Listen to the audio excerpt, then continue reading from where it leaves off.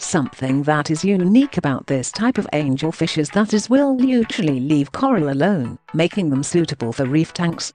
This species can get up to 7 inches long and prefers a lot of swimming space, so you will need to get a larger tank, at least 125 gallons, to house this fish.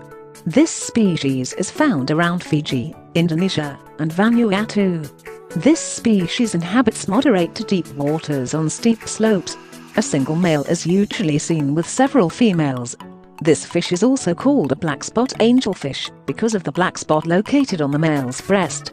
The female is yellow dorsally and light blue ventrally. The caudal fin is marine blue highlighted by a dark blue-black edging on the top and bottom. The male is marked with a series of vertical red stripes covering the entire pale-colored body. The tail of the male is forked and has yellow with blue edges. Beyond its crescent-shaped caudal fin, a few other notable characteristics are found throughout this species. They have small mouths lined with 3 or 4 rows of small bristle-like teeth, often with tips that have 3 points. Their teeth are shorter than the rest of the members of the Pomacanthidae family, obviously a reflection of their feeding tactics of picking prey out of the water column versus removing algae from the encrusting rubble. Matching swallowtails with potential tank mates is an area requiring more concern and effort than does their diet. Swallowtails will not overtly attack the vast majority of fish, as they are rather peaceful themselves, but it may chase after small peaceful planktivores or get harassed by other planktivores. Be careful not to mix swallowtail angels with fish that are outwardly more aggressive. They can, and most certainly will, be dominated by larger aggressors. Such aggressive fish would include triggerfish, large angelfish, and most surgeonfish. Likewise, thought should be given prior to introducing any additional planktivores, like Anthea's species, with the swallowtails. Males will fight with males from its species, other Genicanthus genus males, and those fish that have a similar coloration. It might be best to keep this fish alone, as a mated pair, or you can keep a small group of females with one male in a larger aquarium.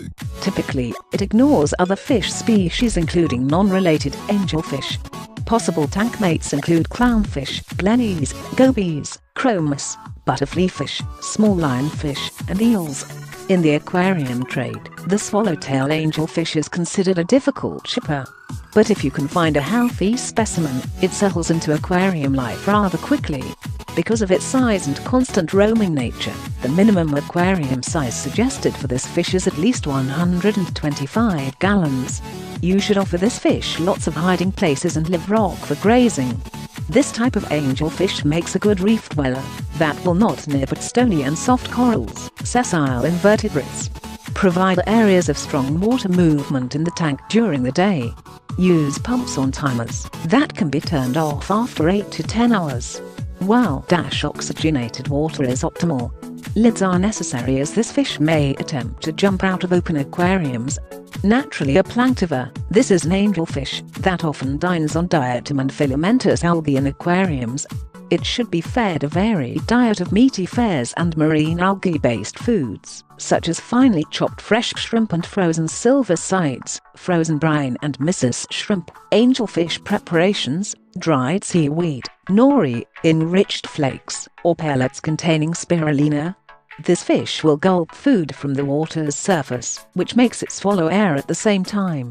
It is not unusual for the fish to become bloated, resulting in the fish appearing to be struggling while swimming head down. But don't worry. The fish gets rid of this trapped air by expelling bubbles from its mouth and anus. In other words, it burps and farts. This is one of a few angelfishes that can easily be identified by sex as male or female because of their differences in appearance. Males have a considerably different coloration or pattern than females. The male is marked with thin, dark vertical bands that cover the body from the head to where the dorsal and anal fins end, followed by a yellow banded area at the base of the tail, and thus named a zebra angelfish. This species of fish is known as a protogenous hermaphrodite.